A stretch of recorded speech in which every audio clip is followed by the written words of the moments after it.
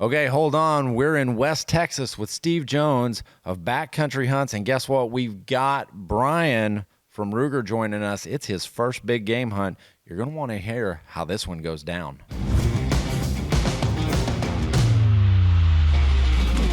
This Gun Talk Hunt is brought to you by SAUER. They literally do everything. And the Benelli Lupo, yeah, it's pretty freaking sweet. If you're looking for the Ferrari of guns, especially deer hunting guns, Benelli Lupo is your choice. All right, welcome in Gun Talk Hunters. I'm your host KJ, and we are on location here in West Texas, and we are with Steve of Backcountry Hunts, and we've got Brian out of Ruger. All right, we're hunting the works, West Texas. Correct. This is your operation. Yeah, so there you go. Why don't you kind of explain what we're doing here, and I'll just let you run with it. Well, okay. You know, we're hunting these oryx. They're free range. Okay. And people ask me all the time, well, how do we hunt them? You know, this is not over feeders. These are not over a hay field or none of that. These are free range. And the best way for me to describe that hunt, how we hunt, it's like hunting antelope. I mean, it's an antelope hunt. 100%. Yeah. And that's the first thing I notice is how we set up and how you glass, and you kind of collectively decide, okay, this is what we want to go after. Let's come up with a game plan. Right. And that's really kind of what we did. Yep. And Brian, you're kind of unique in that this is your really first like kind of traveling hunt. And if you are listening to this, yes, there is a bit driver going on in the background. There's ranch noises going on in the background. There's wind. We're on location. So for your visual appeal, why don't you go tune in to Facebook, YouTube, and watch this podcast. It'll do you a lot of good. Brian, this is kind of your first traveling big game hunt where you traveled to a different location to hunt a completely different species. What was your experience? It was fantastic, right? So I didn't know what to expect. You know, I'd obviously, you do the YouTube video, see what other guys have been through, you ask some questions. I'd never been on a big game hunt and have never spot and stalked.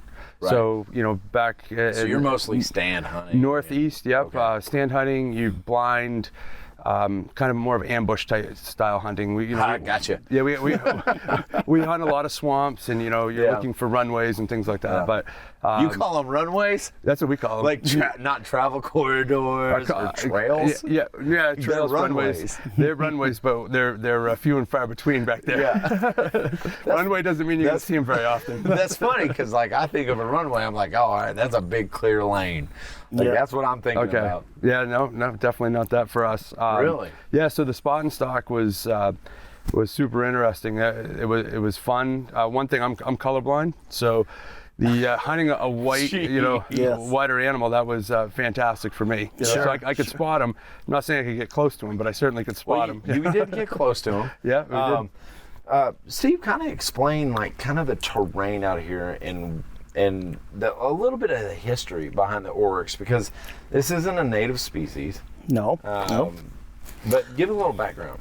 Well, they were brought in here about 20, I don't think quite 25 years ago, and have just taken off on their own. I mean, we don't feed them. We don't really have any way to monitor them other than we just look for them and count them and see what we've got. Numbers like that. They're strictly free range. This is a big outfit. There's a lot of big outfit, so a guy needs to be ready. Like I say, spot and stock, good optics. Yeah. And everybody carries good optics. See, that's one thing that you did. So you have 15 by 56 Swaros. Correct. I had 10 by 42s. You had 10 by 42s, correct? Yep. I ran the Vortex, the 80s. Yep. I wish I would have had 12 by 50s Same. at least. Yeah. Because flatter ground and longer ranges, and that's what we're looking at. These oryx they're about hindline level. So all your shots are going to be standing. Yeah. Got so much brush. Yeah. The brush isn't real tall. You can see over it, but it hides them, or at least half their body. So, you've got to be able to see them and then get close enough to get that brush out of the way. Yeah. So we all were successful. The hunts ended. This is kind of a last day wrap up. We're gonna get into mine, but I want to talk about your hunt, Brian, because I think it was a cool hunt, and I think a lot of people can relate to their first big game animal, especially the gun talk hunters out there, you know, and how special it is and what it means to them. Yeah, I can go through from the beginning. I want it from beginning to end. All right. So, you know, obviously we get out there our first day, and the excitement's there. You know, So my heart's first pounding. day. So, First day. I want everybody to know this is the first day. Yeah, it was definitely the first day, and you know, so we start down, and you know, we're able to spot some for a long ways off to start with. So your heart's already pounding, and you know, for me is I was also trying to figure out, like, having not hunted the species, is what's a trophy animal. So we kind of did some dinner talk the night before of, you know, how do I know? What we're looking for. Yeah, what am I looking for? How do I know that's a shooter? And you know, I had that kind of in my mind, and it was a fun experience. So we were probably an hour into the hunt, which is not very long, and we actually saw there was a small pond, and there was a bunch of ducks flying, and you know, we're you know, like, this is the funny stuff that happens, easily distracted. We're trying to identify ducks, and we look. But you're not duck hunting. I think that needs to be voiced. But like, this is the stuff that happens on hunting trips, you know. And right on the backside of the you know, this watering hole, there's two oryx staring at us. Like, what are these guys looking at? You know. What are they up to? So you know, we kind of identified that they were two good sized animals, and, you know, and so we decided, okay, we're going to start our stalk here, and we looked at the wind first too. You know, that was crucial, getting out of, you know, getting started, and we said, well, we'll come in behind them, and they knew something was up right away. They spotted us pretty quick. They're clever animals, and they put some distance in between us right away. They are clever. Yeah. They are tough animals. Yeah, absolutely. We'll get into later. Yeah, we'll definitely get into that later. They quickly covered some ground. They probably ended up about 500 or 600 yards. Oh, really? Yeah, quick. So they went from about 300 when we first spotted them to probably 600 really quick. But we started doing the kind of a low crawlish, you know, to stay low in the brush that Steve talked about, and I realized quickly how out of shape I am. That's important to note. Oh, come on. Yeah, who walks around crunched over like that for long periods of time? But you know, and yeah, I do all the time. Like, so we got into about 300. You know, like, the secret to that, right? No. You don't? No. So you go to the gym every day, and you get on the treadmill, and you just you squat down and you just low crawl on the treadmill. That, like, gives you the miles without having to go anywhere. I should have my gear on when I do it too, so everybody makes sure I stand up, you know. So, you know, we got in, they got probably within about 300 yards, and for whatever reason, you know, as luck would have it, they turned and they came back to us. So the one that we identified as a shooter, you know, that was the one we wanted between the two that was bigger, and presented a shot to start with. And, you know, I'm nervous, right? And I'm shaking. Yeah. I'm on shooting sticks. I'm looking at this animal, and there was a bunch of brush on the belly and on the chest. So I didn't know the animal well enough to say, where's that front shoulder exactly. So I waited, and I'm so thankful, you know, just take that moment of, you know, just to regroup, and I missed out. Well, I said that opportunity passed, and then we got into a staring contest. Oh, really? Yeah, she knew I was there, and she knew something wasn't right, and we about 25 minutes of, and she was behind bushes at this point, you know, just eye locked right on us. We didn't move, and we thought about trying to shift left or right to get a shot. We said, let's just sit right here, you know. And sometimes that's the best thing to do, is just sit there and wait. Yeah, and it was looking back on it, that was great, because I mean, patience. Steve, you gotta notice that. It's patience. Everybody gets in too big a hurry, or not everybody. It's patience. Yeah. And we used to talk about that all the time. Just be patient. Take your time. You know, I mean, there's a time to hurry and there's time to be patient. Right. And take your shot, you know, the one that you've got picked out in your mind, and wait for that one. And so, and that's a good one too, because I had a couple of breaths. Just breathe. Take a breath. When she decided to move, she came straight at me. I had a straight on chest shot, but I remember, like I said, the night before, learning about this animal and the research done is how tough they are. And I said, I don't want to take that, and she turned broadside, and I was able to put one right in the shoulder there at about 125 yards. A good shot, a great shot on every other animal. Yep. Great shot. And you obviously heard the impact. Looked like a good kick, that you see, and she went off about spread another 30 yards, and made the mistake to look back and gave me another broadside one. So it was actually the opposite shoulder. So I put another one behind on that shoulder, and when we're cleaning these critters, like it's like you see the shots, and they are great shots. What advice, Steve? Let's go to you. What advice would you give? Like to hunters coming out here in preparation for a hunt like this? Like, how would you tell them to prepare? I think you could be ready to shoot 300, 350 yards. I mean, granted, we can shoot them closer, but be ready mentally to shoot that distance, I'm a big caliber guy. I'm talking, 300 WSMs, 300 Winchesters, 7 mags. These animals are bigger, but they've got a big epidermal shield on their body. It's really, really thick, real thick. Right. And so to go into that a little bit, so the reason that is because these are transplants from North Africa, and they're used to being like mounted by lions. Yeah, lions and leopards and all that. Yeah. So their geometry and their body structure is different than that of, like, say, your typical whitetail. Correct. Which 100% I was like mentally like, and I have shot one oryx in my life, and it was a small cow and delicious meat. Like, so if anybody is out there listening to this, questioning like whether this is a good hunt, it's a phenomenal hunt because of what you get to take home. Yeah, I think it's some of the best. Oh, absolutely, some of the best. I really do. We had some country fried oryx last night, and it was unbelievable. Yeah, really good. It's got a great flavor. It's not strong at all. No, not strong at all. Not at all. All right. So what we're going to do is we're going to take a real quick break. We're going to listen to a word from our sponsors.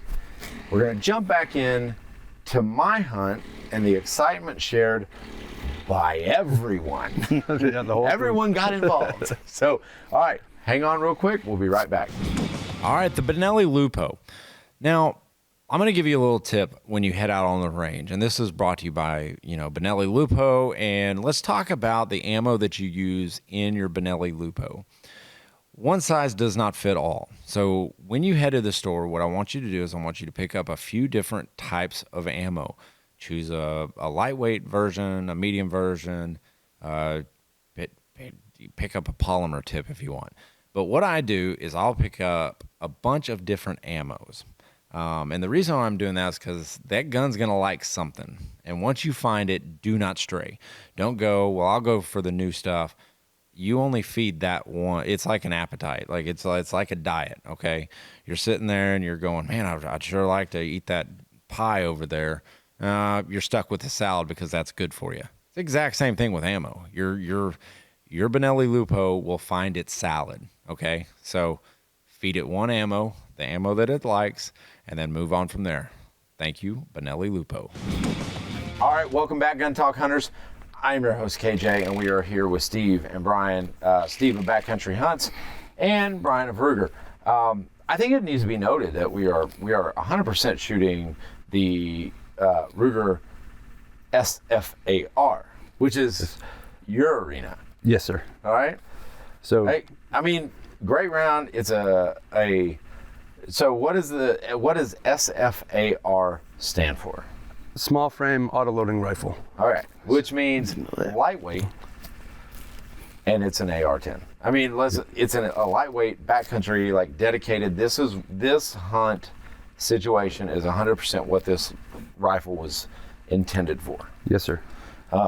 Dude, if you call me sir one more time, I'm gonna reach across here and I'm gonna hit you across the face. I don't care how tough you are, because you can tell by his accent that he's from like the northeast section, and he's a tough dude. But all right, we're gonna jump in here. Okay, I have a tradition. I guess it's a superstition. One, this hat, 100%, and I know if you're listening to this, you're like you're not seeing it, and that's a shame, because you need to jump over to Facebook, you need to jump over to YouTube, and you need to you need to look at it, because this hat has bad juju on it from Alaska. The first day I wore this hat in Alaska, I missed a slamming buck. Like, I mean, just beautiful. So it had bad juju on it. I wanted to dust it off. I wanted to keep it clean. I wanted to get it back to right.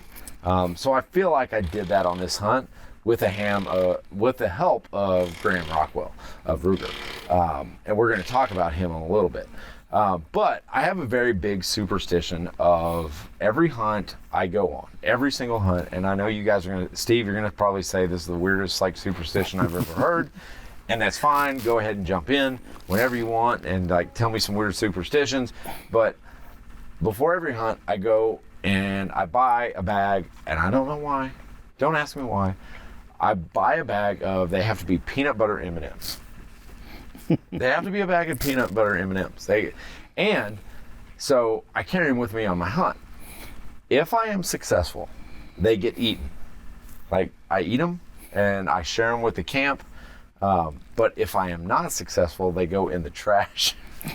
And I know that sounds weird, but it's my process. Okay. All right. So do you guys have any weird superstitions? That's a weird one.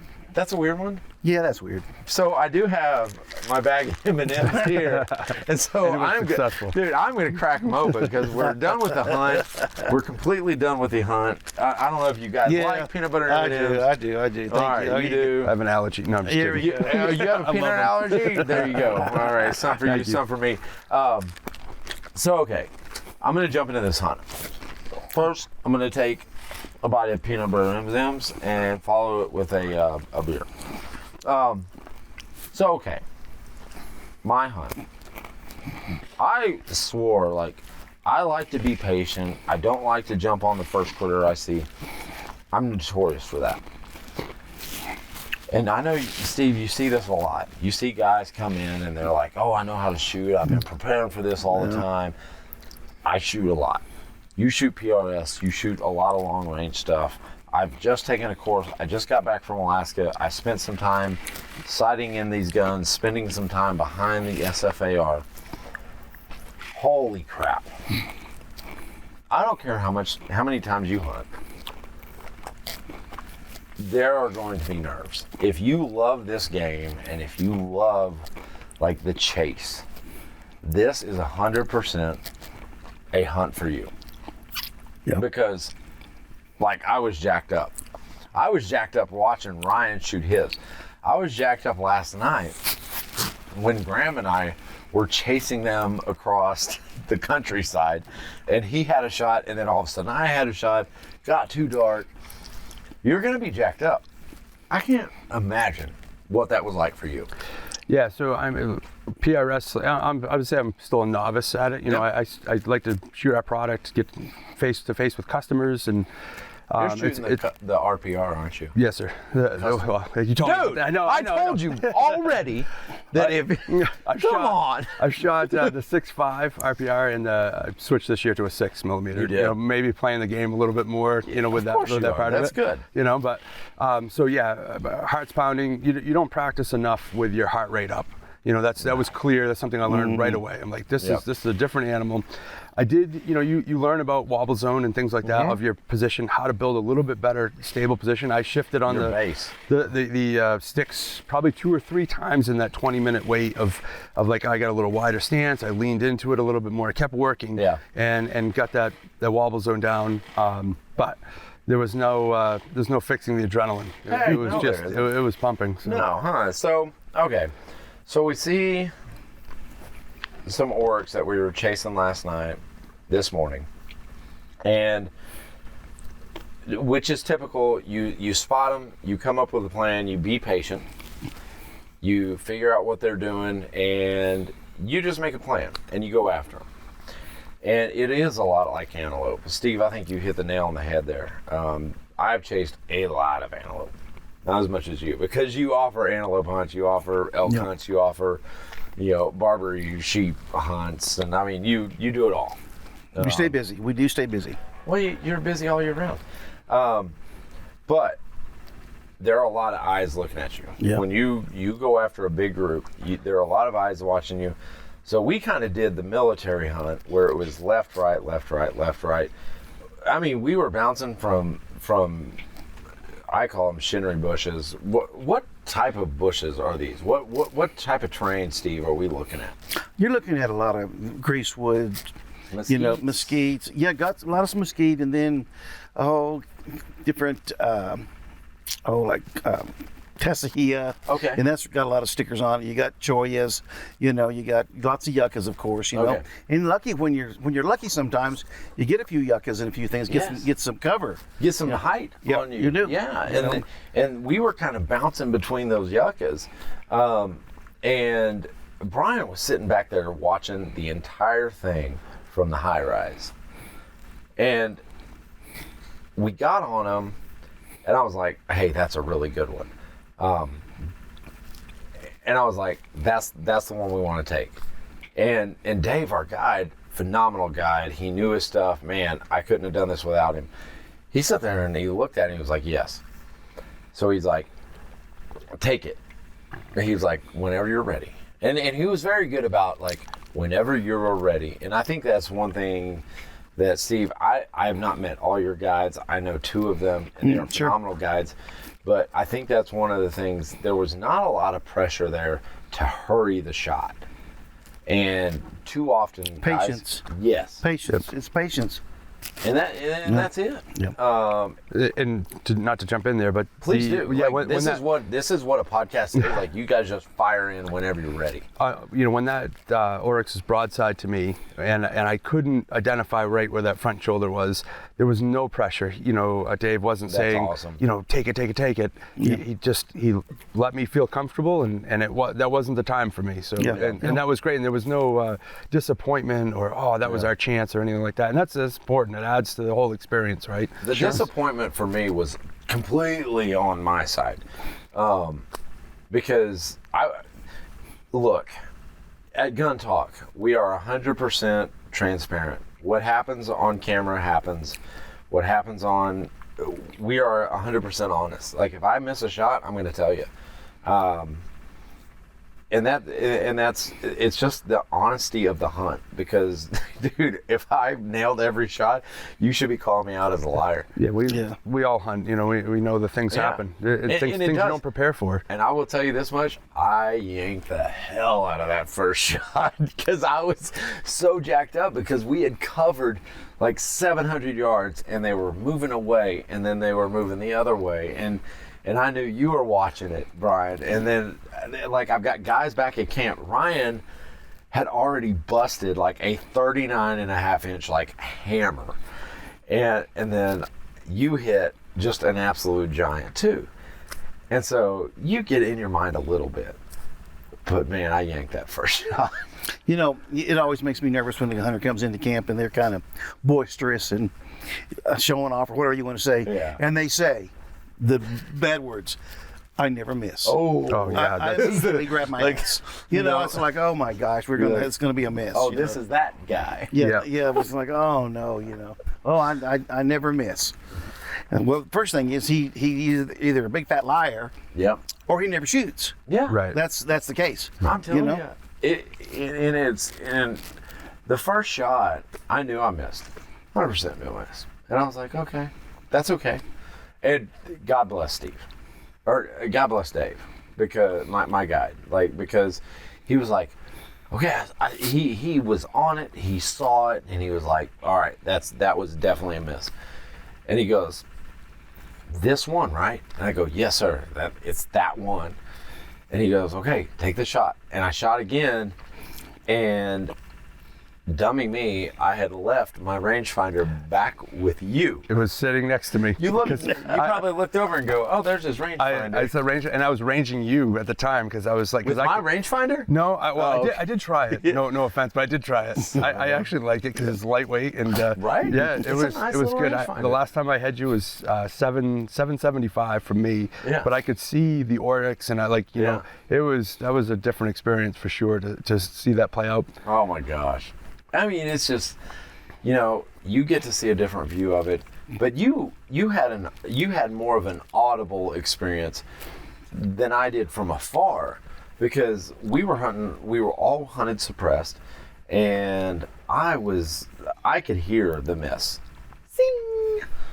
You hear that miss, Yeah. like that miss, like there's no distinguishing, like that's a miss. And then you hit. Yeah, I definitely could hear that. So I've never hunted suppressed, and this is my first, and I gotta say I'm hooked, right? Because of that. You're gonna go buy it. Absolutely, there's no question. And for one of the reasons was that on my hunt and yours was that there was such a distinction between the miss and the hit. Yep. Like I could hear the impact almost as loud as the recoil, the concussion of your shot. It was crazy. So do you find, Steve, that do you appreciate hunters that enter the camp with suppressors, or? Oh yeah. I mean, I see it more and more every year. Yeah. It's not a lot, but it's getting to be more and more some every year. Yeah. And we appreciate it. It's exactly yeah. what you said. You can tell the difference in the miss and the hit. Yeah, I mean, before you could too, but with a suppressor, oh yeah, it's a big deal. It's night and day. Yeah, it's a big deal. Yeah, and on the guide's part, Dave was standing right to my right when we had to kind of stop quick, when the eyes were on us, and he was trying to slowly put his hands in his ears, getting ready for the shot, and then he goes, he whispers to me, "I'm thankful you're suppressed," Yeah. Yes. Thank you. Yeah, he says, Your "Thank guide you." will appreciate you. Yeah, Yeah, they do. exactly. And then for me, I wanted to try to stay on target. I was trying to manage my recoil so I Yeah. could see the impact, but it was such a distinct, audible, whack that it was great. So I hit high, which on these animals, these orcs, you want to be a little bit lower than midline. Yeah, you want to try to hit below the midline. Yeah. That's their heart and lungs are lower. Which I thought the animal was a little bit further than it was, and I increased elevation, and I hit dead high. A jerk, a lunge, and he was off to the races. So much so that, thank goodness, Graham Rockwell and guide Ryan were up at the top at Overwatch. They were on their own hunt, not a part of this. And we thought the orcs that I had shot had gone in a totally different direction and was bedded up, and we were going to go find it. We ended up tracking blood trail. So we track. And all of a sudden, out of nowhere, Ryan calls over the radio. He says, "Hey, we've got one up here that's limping really bad." I heard that. And you got to make that call. I want to put it down, obviously. Like, you want to give the animal the quickest possible death possible, 100% of the time. And you want to make the best shot as possible.